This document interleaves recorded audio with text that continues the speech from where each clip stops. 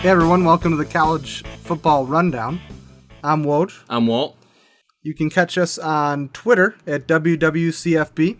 You can check us out on our website at collegefootballrundown.com.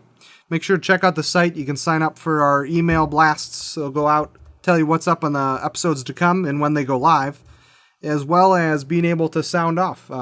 We had a sound off this week. We'll go over that question a little later, but you can either email us a question or you can hit the sound off button on our website. You'll be able to voice whatever question you have or concern or comment, and we'll bring it up during the show. So feel free to stop by there. Again, collegefootballrundown.com. Our Twitter is WWCFB. So Kyle, College Football Playoff Selection Committee met Tuesday. Big day for college football. Not sure I agree with everything they've done, but at least we have a solidified ranking now that we can go off for the rest of the year instead of, looking at the AP and guessing what it's going to be. We can kind of see where they're going with it and what they're doing. But again, there are some concerns with that. I'm sure you agree. Well, I agree on one part. I'm glad they came out this week with their rankings, because had it come to the last week of the season and they waited to come out with their rankings then, and I got so disappointed as I was this week, then it would have been a lot worse. So that's really the only reason I'm happy they came out with their rankings this week. Yeah, definitely. Couple games from last week I want to go over before we start off the episode here. Ole Miss LSU. Big game for the SEC. Again, you have Ole Miss going to Death Valley. Was a tough game. We talked about that game actually last week. It was one of our highlighted games. LSU ended up winning 10-7. A very low-scoring affair. I could only, assume that being a Land Sharks defense in Ole Miss, their defense is known as Land Sharks' best defense in college football for at least points allowed. Only 10.5 still even after this game, which ranks number one.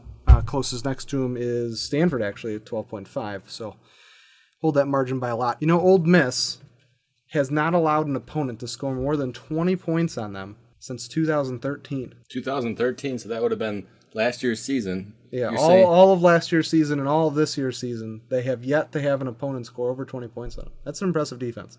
That is an impressive defense. I wish I'd known that earlier. I would have never thought Ole Miss. But as much as defenses win games, you still need to put the ball in the end zone, and Ole Miss struggled with that on last Saturday. So Ole Miss got a chance after a fourth quarter TD pass from Jennings, LSU's quarterback, to go up 10-7. During that drive, they actually went for it on fourth down, the LSU that is, and they ended up getting the touchdown out of it. But Ole Miss had a chance after that. They also went for it on a fourth down in that drive and failed to do it. It was a sneak. The middle got cluttered for Bo Wallace, which is the quarterback for Ole Miss, and he had to come to the outside and got stuffed. He was physically, not happy about that at all. He showed his emotions on the field, and we'll get to his emotions in a little bit here. But they ended up having all three timeouts, got the ball back, charged down the field, and got to a point where Bo Wallace threw a 40-yard pass with about 20 seconds left, and it got intercepted. But he baited a pass interference out of it. Threw it way down the field. There was a safety zone that he probably should have paid attention to that ended up catching the ball. It was well underthrown. If there was no pass interference, his receiver would have never caught the ball anyways. So it was probably obviously a bad pass interference. Kept him into the game, moved him down.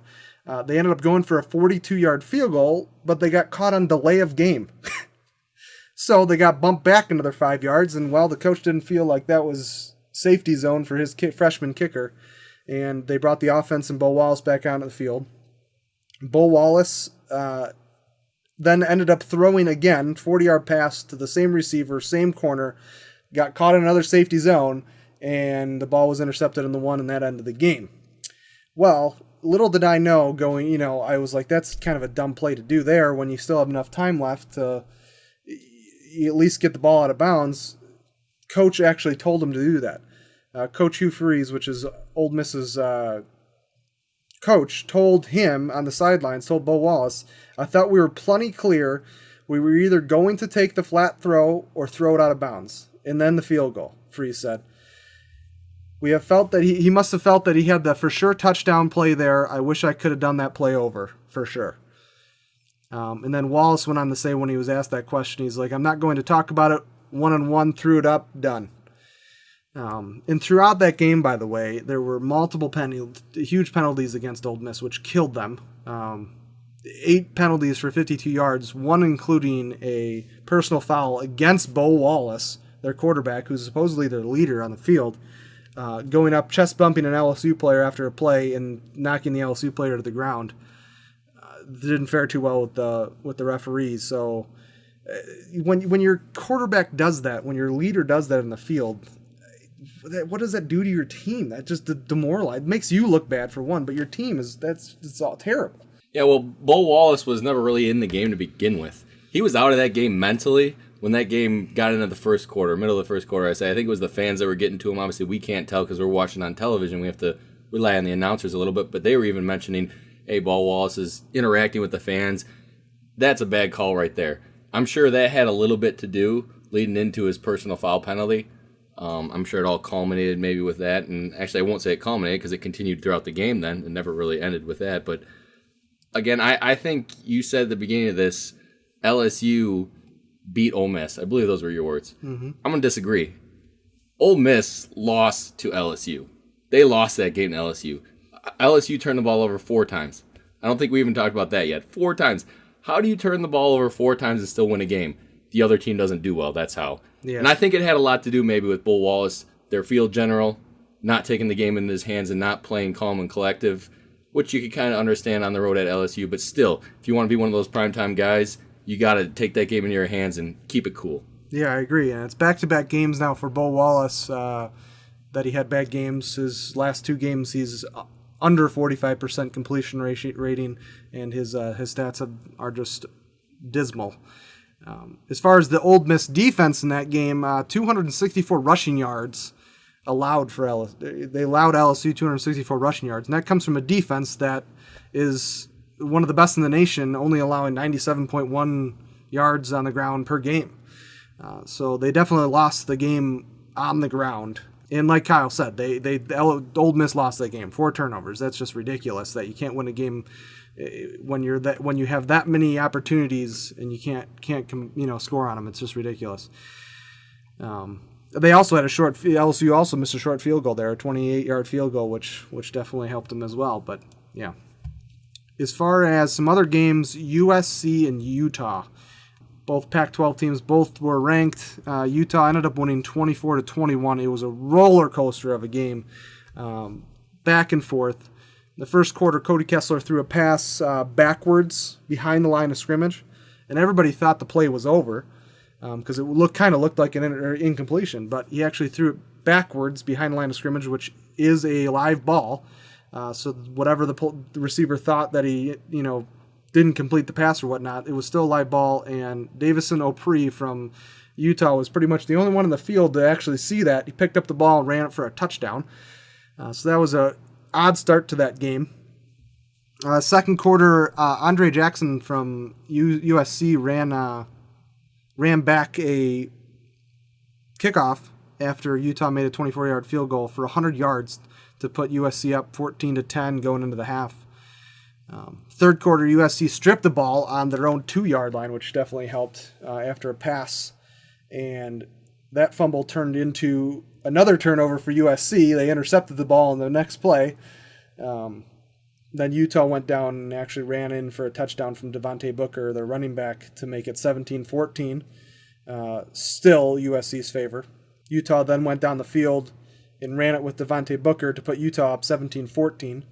And then in the fourth quarter, USC responded with a touchdown, put them up 21-7. And then later on, Utah drove down the field, and Travis Wilson, their quarterback, kept the ball for a 19-yard keeper down the end line. Looked like it was in the end zone, but ended up being just short on the 11 seconds left. Picks up the ball, rolls out to his right, throws a touchdown, wins the game.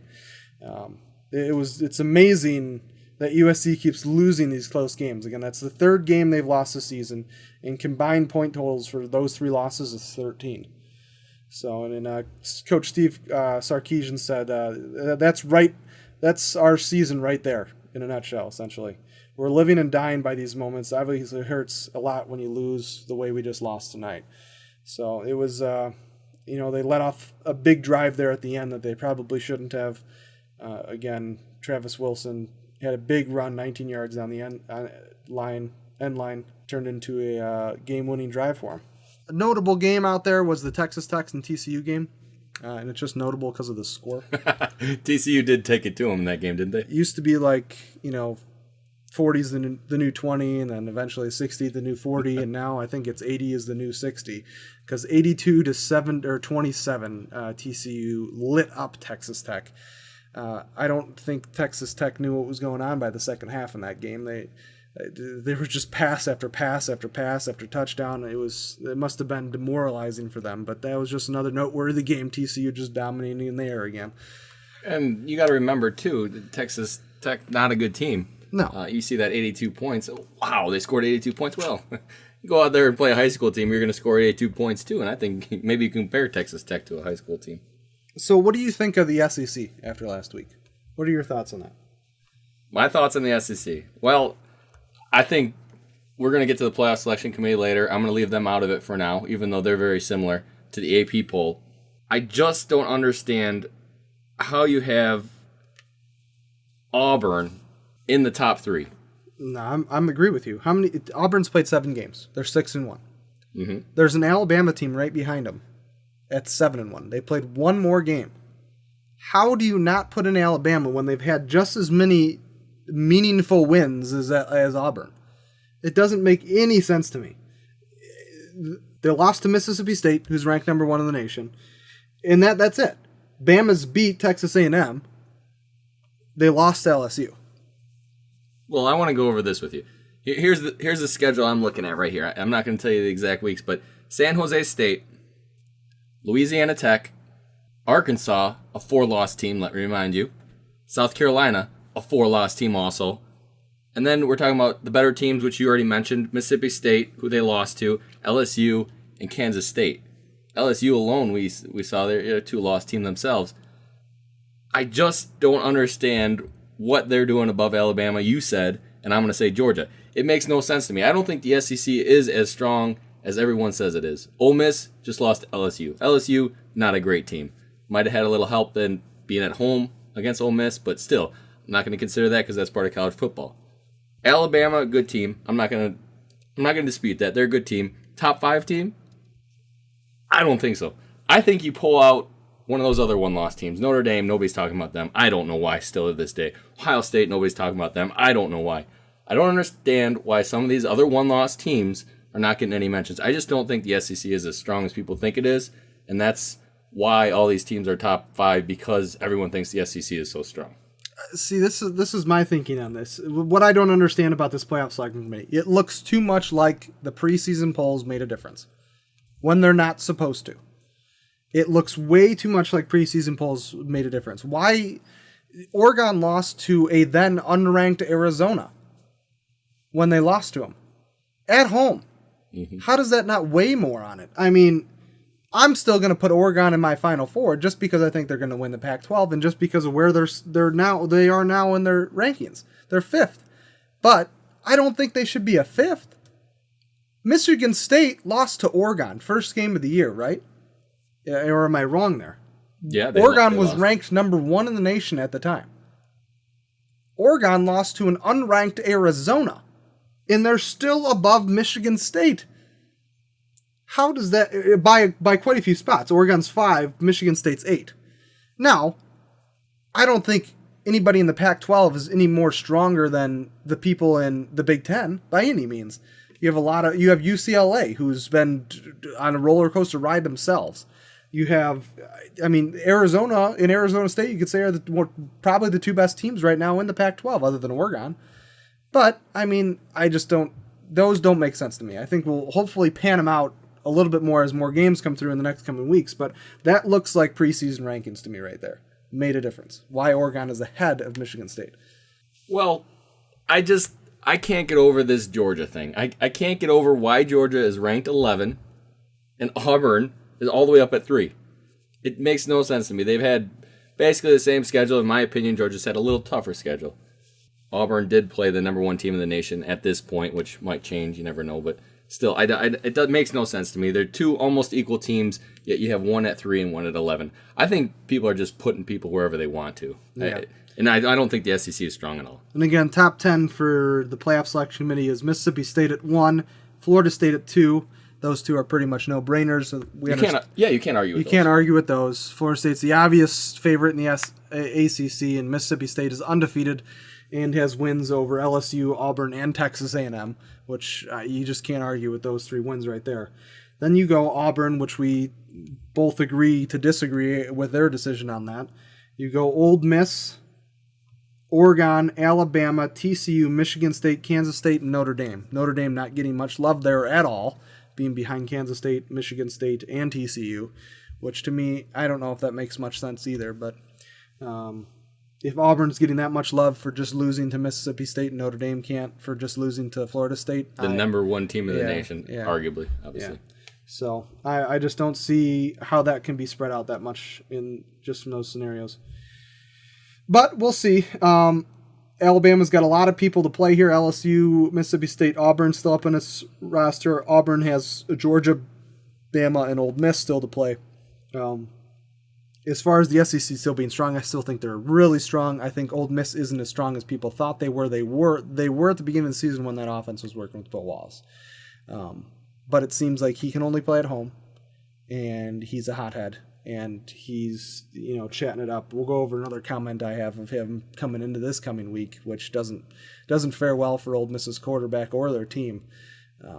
We have Auburn going to Ole Miss. Auburn number 3 in the rankings. Ole Miss number 4.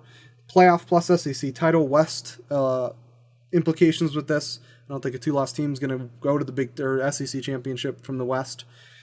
So this is probably an elimination game for whoever loses this, and probably an elimination from the playoffs altogether. Unless you're Auburn, I guess. Maybe they have some special thing in their heart for Auburn, considering they're 3 right now, and I don't think they should be. But Old Miss, the Land Sharks, number 1 D, 10.5 points per game. Haven't given up more than that. But we talked about Ole Miss and how powerful their D has been the last 2 years, not giving up more than 20. Well, Auburn hasn't scored less than 20 points in a game this year. So we'll see what happens there. It's a really high-powered offense Auburn has. Definitely run-based, heavy on the run, including their quarterback. Ole Miss did give up 20 points to Texas A&M this year, which was a little skeptical. They just gave up 10 points to an LSU team that probably shouldn't even have scored 10 points considering how many turnovers there were. And Auburn, 15th ranked offense, 39.3 points per game. Absolutely incredible for that SEC team. Well, and you have to remember also that this game is at Ole Miss, which is a huge difference, I think, looking at that game last week, especially. If Ole Miss was going into Auburn, it might be a little different story, but I think Ole Miss definitely edges them out in this game. Yeah, you had Bo Wallace. The big story is going to be here is Bo Wallace lost his cool last week, or is he still losing his cool? 91.2 passer rating versus LSU last week, and had that personal foul we talked about for the chest bump, which is demoralizing. You're the leader. You can't be doing things like that. You have to get out there and play every down. Coach Freeze, their coach, came under the gun for saying that they've been playing too slow and passive on offense. They need to pick it up. Bo Wallace said this about that. He said, "Hopefully we can be more aggressive this week, but I'm just going to run the plays that are called. That's all I can do." I think he's still a little butthurt over the fact that he's not getting to do the plays that he wants. And hey, he tried to do 2 big pass plays in the game against LSU, and one worked out and the other one was terrible and probably shouldn't have ever happened. Hey, Freeze, you said before that he explained what they were doing, why they didn't kick the field goal the last play of the game. It's still dumb. It's a dumb decision. There's 9 seconds left on the clock in that game. He decided that they were going to try to get out of bounds. Maybe it's true. I don't know. Maybe it's not. But when you have no timeouts and there's only 9 seconds left, you don't pass the ball and try to get out of bounds to stop the clock. No coach does that. It's a dumb move. I think it's better maybe if he doesn't get to pick the plays he wants, to be honest with you. Yeah. But my keys of the game, Woj's keys of the game for this is Auburn has to find a way to keep the ball moving on the ground, or vice versa. Land Sharks need to stop the ball moving on the ground for them. The Land Sharks are really good defensively, but haven't had to play a quarterback like Nick Marshall's skill set yet this season. He's not only can destroy you through the air, but he's really good at the ground, really good at spreading you out. So he's going to look for gaps in the defense. You have to make Marshall throw the ball. Pressure him, throwing into that on the run, and turning it over. Mississippi State did this, and he turned it over twice against them. Both of them while he was scrambling on the run, making bad decisions. You have to make him pass the ball. Let's see if Ole Miss can learn from their SEC neighbor in Mississippi there. But I don't think Ole Miss can do it. Auburn, they've had too many dumb penalties the last couple of weeks. Bo Wallace has not been playing very well, and he's not the leader that he was in the first couple games. They haven't had a good plan the last couple of weeks. They've had coaching mistakes as far as calls. I just don't see them producing enough points to beat Auburn, and I don't think their defense can stop that high-powered offense. Even though they are one of the best defenses in the league, you just saw them give up 262 yards on the ground to LSU, and if you do that against Auburn, they're going to kill you through the air as well. So you need to make sure that you make him pass on the run and get turnovers in order to win that game. But Auburn will make a normally crazy stadium into a nursery on Saturday and feed Ole Miss its second consecutive loss to the SEC. All right, well, maybe you got me leaning the other way a little bit, but this is what I'm going to get from it. You're going to see number 3 and number 4 playing each other this weekend. You're not seeing number 3 and number 4 playing each other, and I think that's something we both agree on. That it's really not a 3 versus 4 game, and obviously, come next week, that'll change because one of them has to lose. That's right, definitely. Another big game this coming week is Stanford going to Oregon, number 5. And we talked about how Oregon wasn't very strong this year. We've talked about their defense being skeptical the last couple episodes. And Stanford's the opposite way. They've struggled this year on offense, but their defense is still the same beast it's been the last couple of years. Very strong. We saw it against Notre Dame. The Cardinals are the only Pac-12 team that has never let Mariota defeat them. The only Pac-12 team that hasn't lost to Oregon in the last few years, which is pretty good. Pretty good going into this game for the pollsters, at least. Considering Mariota hasn't lost many games. Yeah. And the way they've done this is Stanford's kept Mariota off the field. In last year, they had 42 minutes possession. In 2012, they had 37 minutes. In this year, they're averaging 30.21 minutes per game of possession. So they're right, still smack dab in it. With the way Oregon's offense works, it's just high powered, it's quick. They need to make you move quick, and if Stanford can keep Mariota and that off the field, it just works better for them. They've worked the run game into that. That's how they've done it the past couple of years. Stanford ranks number 2 in total defense, only allowing 250 yards per game. Number 2 in total in scoring defense with 12.5 points per game, as well as holding quarterbacks' passer efficiency rating to just under 100. And Mariota is ranked number 1 at that with 191.1, which is an incredible passer rating. But again, Stanford has been holding their quarterbacks they play to just over 100, which is an incredible stat. Oregon's ranked number 109 in total defense, giving up 462 yards of total offense during a game, which it's surprising they're at where they're at still, giving up that much. And that's why they lost to Arizona. Arizona being an incredible, probably the most explosive offense in college football right now. Well, this is nothing new. I think we've even talked about it in the show before. Yeah. Oregon's defense is bad because how their offense runs. Their offense is good, but their offense doesn't give the defense any rest. That's part of the reason why they're below 100 in their total defense. And that's the reason that they'll never be a national championship contender with a team like this. Yeah. Because of their defense. And the way Stanford works and how they've worked this game the last 2 years is they've just pounded the ball on the ground. First, second, third, just pounded the ball on the ground. And they've ran out the clock. They've stopped Mariota from taking the field, ran down the defense. They're just going to get run ragged in this one. Run heavy. And I think they're one of the few teams with 2 fullbacks. Yeah. And there's a reason for that. But my keys to this game is keep the ball. It's as simple as that. Stanford has to dictate the game and relive the past 2 years when they held onto the ball for 42 minutes in 2013 and 37 minutes last year, in 42 minutes in 2013 and 37 minutes in 2012. Oregon will score touchdowns eventually, so you have to keep the ball out of Mariota's hands as much as you can. They're going to score touchdowns. It's just how they work. Stanford's done it the past 2 years and will do it again, giving Oregon its second loss of the season and kicking them out of the playoff race for good on Saturday. Well, we'll see. I don't know who's going to win that game. And again, you think you should know who's going to win that game, considering how high Oregon's ranked and Stanford not even being on the map at this point. You should know who's going to win that game, but I can't say I do. Yeah, definitely. Another game to watch, Utah, Arizona State. Arizona State has won the last 10 matchups, including last year when Utah was up 19-7 going into the fourth, and they ended up losing the lead, Utah ended up losing that lead, and Arizona State came back and won. Utah's pass rush is number 1 in the nation still. We talked about them last week. 35 sacks. Arizona gave up 7 sacks against Washington last week. So expect if I'm one of those Utah, the 6 guys that are ranked in the top 100s in sacks in NCAA football right now, I'm just licking my chops being like, this is going to be awesome. You can't just give up 7 sacks in a game and then go the next week and play the heaviest pass rush in college football. So that'll be a challenge for the Arizona State offensive line. Utah's number 1 receiver, Dress Anderson, will be out for the rest of the season, suffering a knee injury from last game. So that's just a thing to keep an eye on. They won't have their number 1 receiver out on the field.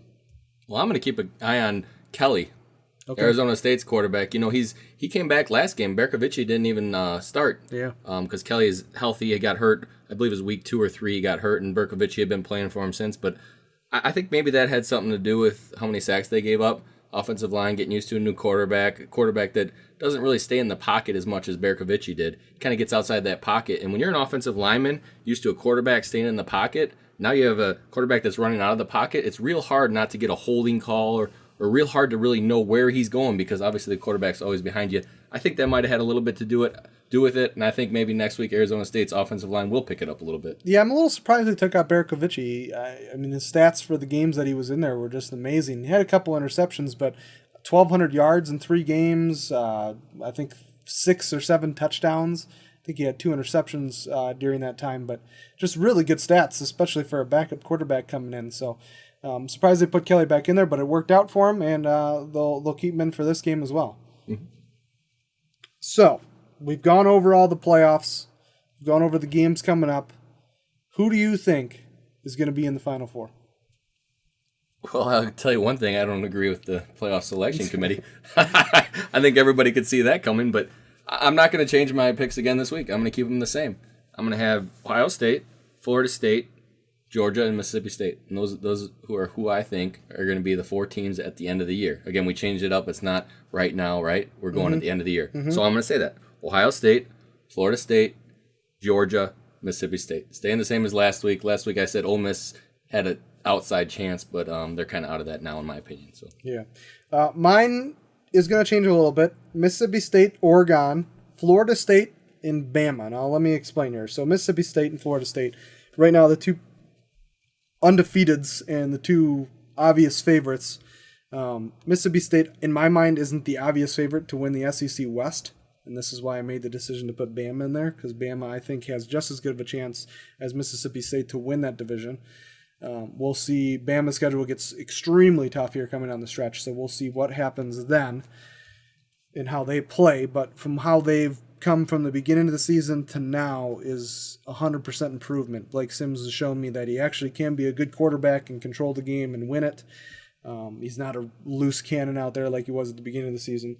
So we'll see how that goes. And the reason I took Georgia out is I still don't think that Hunter Mason, their quarterback, is good enough to bring them in to win an SEC championship. I think they'll be there, but I don't think they're going to be able to win that game. Hunter Mason is just him and Blake Sims I talked about at the beginning of the year of being sporadic, couldn't control a game. Well, Blake Sims has controlled games, and Hunter Mason still has not in his passing yards show. They've won their games on the ground. So we'll see how that goes. But again, Mississippi State, Oregon, Florida State, and Bama. Oregon's in there because they're probably going to win the Pac-12, even though I think they might have a real struggle here with Stanford. I think you might be changing that pick next week. I might. I think Stanford's got a really good chance to win, but we'll see. that might be the revolving door for you. That team that changes every week for you. Yeah. Mine I just keep the same. I keep mine the same because I was right the first time. So yeah, Mississippi State, Oregon, Florida State, Bama. I know I'm not changing Mississippi State, Florida, and Bama. Those are my keys. Those are my lock-ins. All right, well, fine. That's fair because then 2 weeks from now you can change them. There we go. Actually, I forgot. We got to go over a question before we head out of here. Oh yeah, I'd hate to leave him hanging. Yeah. Who was it, Mike? We got a question from Mike. Sent it in through the website through an email. His question is, in college football, I have a kicker in college fantasy football, I have a kicker who has been fairly decent for me this year. He's on a bye week. Would you recommend dropping him for a different kicker or dropping someone else to pick up one week kicker fill-in? Well, here's my thing. Kickers don't make that many points. You're looking at, I think my kicker is second in the league for the highest scoring average, points per game at 11. I have Arizona's kicker, and he gets a ton of extra points because they score a lot. But I don't think you should be really stressing over this. I think you can drop that kicker, pick up another one. There might be one even better than the one you already have. You never know. I would take a look at all the points per game and see what's out there and just pick somebody else based off matchups. Or if you have another tight end, I don't know who would have a backup tight end on their team. Maybe, I don't know. Maybe drop a tight end. Well, most people aren't going to have that backup tight end, though, on their team. Yeah, but if you did or just had somebody that doesn't score a lot of points, drop that guy, get rid of him, throw him to the trash, put in another kicker, and put your guy on the bench for the week. But that's just my thoughts on it. I agree with you. I think it's a matchup game. You just drop the kicker, pick up a kicker you think that's going to have an easy matchup or maybe a bad defense he's playing, so he's going to get a lot of extra points, and then just keep going throughout the season doing it that way. There's plenty of kickers available unless you have 30 people in your league. There should be plenty of kickers available. Definitely. Well, thanks for listening to the College Football Rundown. I'm Woj. I'm Walt. Our Twitter is WWCFB. Make sure to follow us on Twitter. I'm sure this weekend after I'm wrong in both of my picks for the game's winners, Kyle will sure be on there and tweeting all of my mishaps. I will be because I control a lot of those tweets. So. Yeah. You can catch us on our website, collegefootballrundown.com. Make sure to check it out.